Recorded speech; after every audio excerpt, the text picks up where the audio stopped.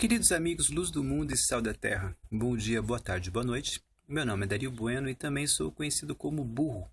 Fui vereador em Jacareí, cidade do interior do estado de São Paulo. Como sempre começamos as nossas conversas, bem-aventurado é o povo, cujo Deus é o Senhor, Salmo 144.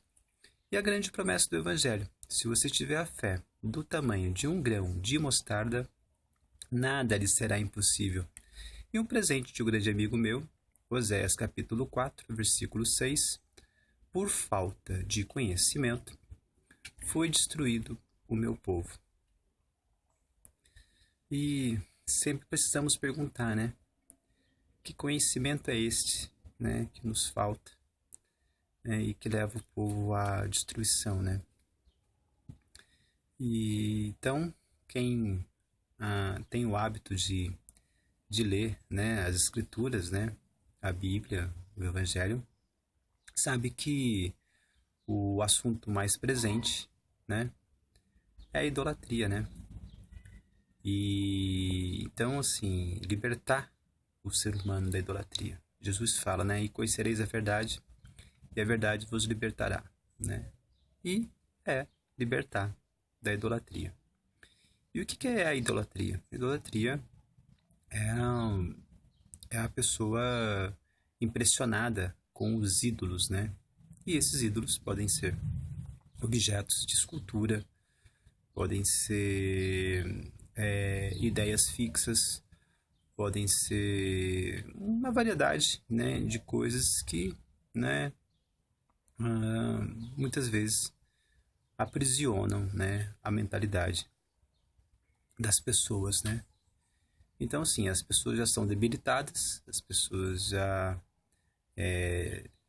assim, acumularam, né, uma série de decepções, né?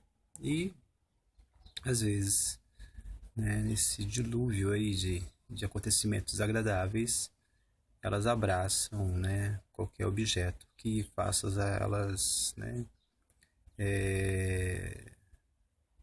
continuarem na superfície das coisas, né? Mas, né, é uma tábua de salvação, mas assim, no primeiro momento, né, acaba sendo benéfico, mas depois, né, é uma prisão. Então, assim, então conhecereis a verdade e a verdade vos libertará.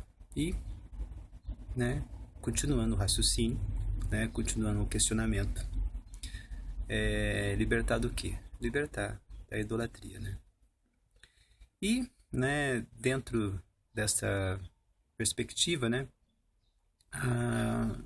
para se libertar da idolatria, precisa conhecer a verdade. E, para quem conhece o Evangelho, né, João 18, no momento da crucificação, Pilatos pergunta para Jesus o que é verdade.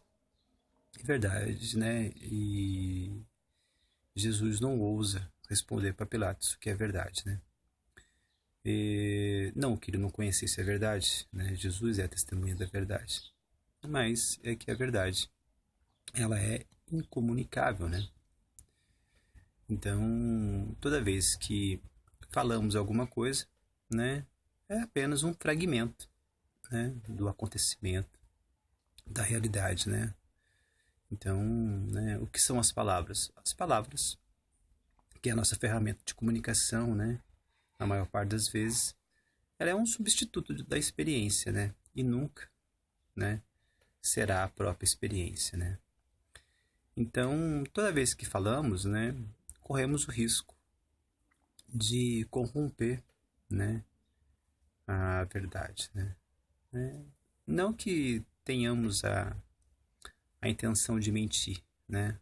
Mas é que a palavra, ela é incompleta, ela é deficiente, né? Por si só, né? Então, nada substitui a intimidade com Deus, né?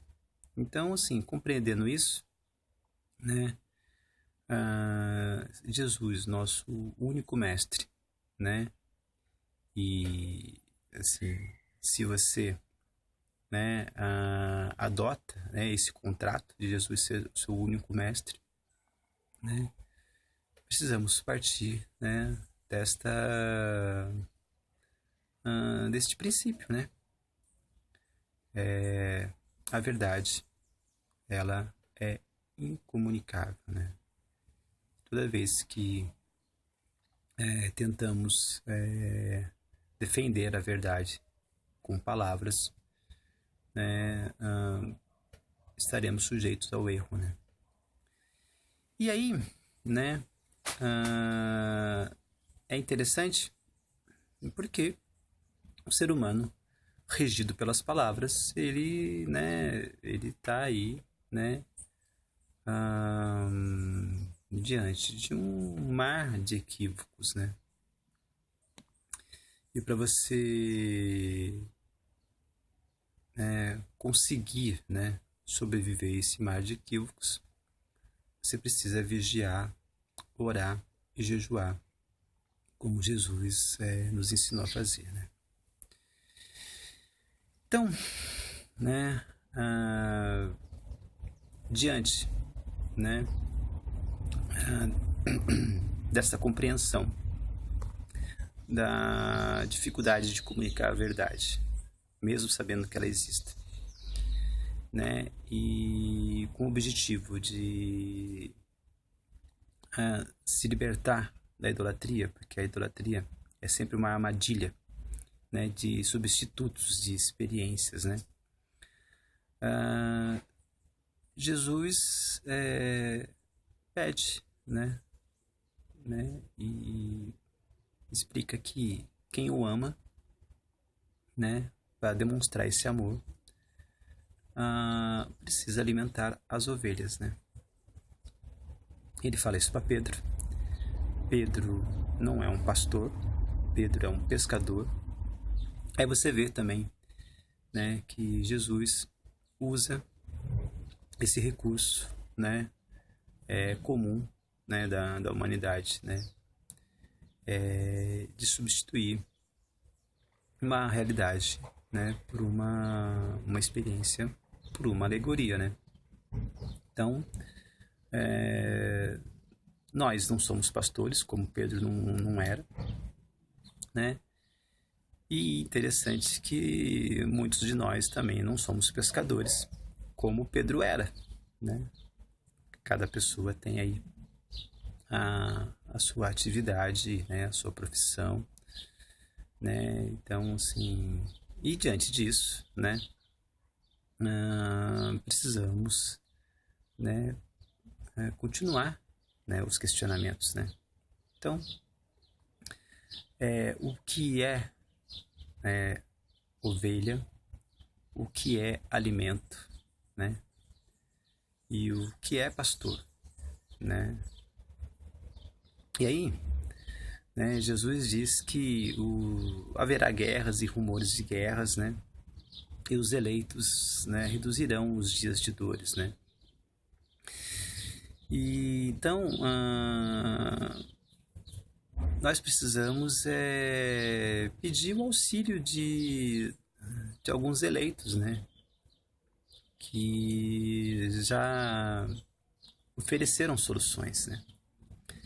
E um dos eleitos, né, que eu conheço né, que pode nos auxiliar com muita beleza, né, nessa excursão, né, sobre o que é ser um pastor, Fernando Pessoa, poeta português, no seu Guardador de Rebanhos, né? Eu nunca guardei rebanhos, mas é como se os guardasse, né? E é interessante porque o poeta, né, dessa questão de pastor, ele também é um substituto, né? Porque através dessa poesia do Guardador de Rebanhos, né, a gente percebe que a grande diferença, né, de um pastor e de uma pessoa da cidade, porque os versos, né, o eu lírico, né, do poeta é de alguém que também não é pastor, né. Eu nunca guardei rebanho, a confissão que ele faz, né, mas é como se os guardasse, né. E assim, ele mostra ele imagina e nos ajuda a imaginar como é a vida de um pastor, né? Quais são as sensações de um pastor, né? E uma das primeiras coisas que ele descreve, né, é o pastor observando as estações passarem, né? E assim, e o pastor, né, ele tem um privilégio, né, de um contato mais próximo com a natureza, com os fenômenos, né?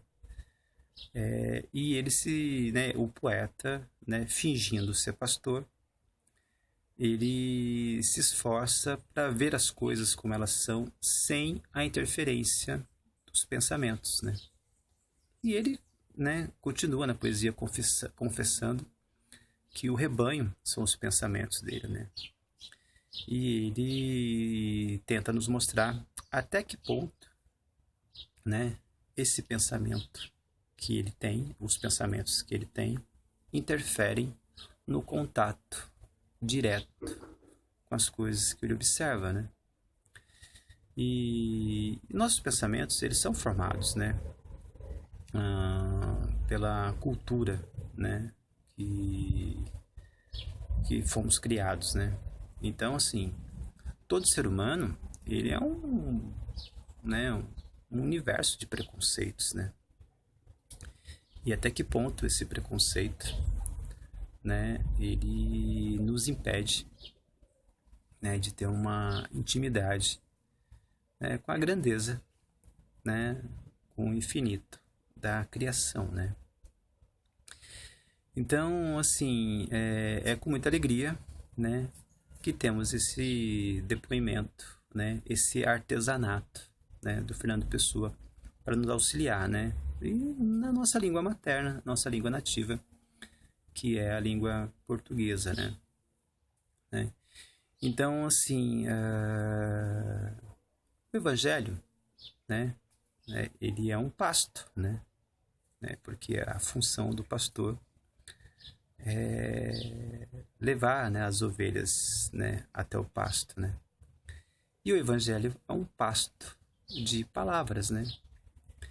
Então, precisamos sempre lembrar disso, né?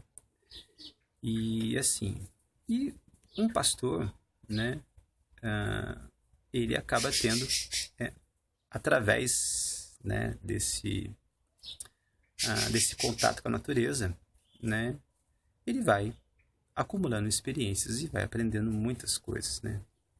E uma delas, né, não só a sensibilidade, né, a cura, né, dos animais que exige, né, mas a observação cada vez mais apurada, né?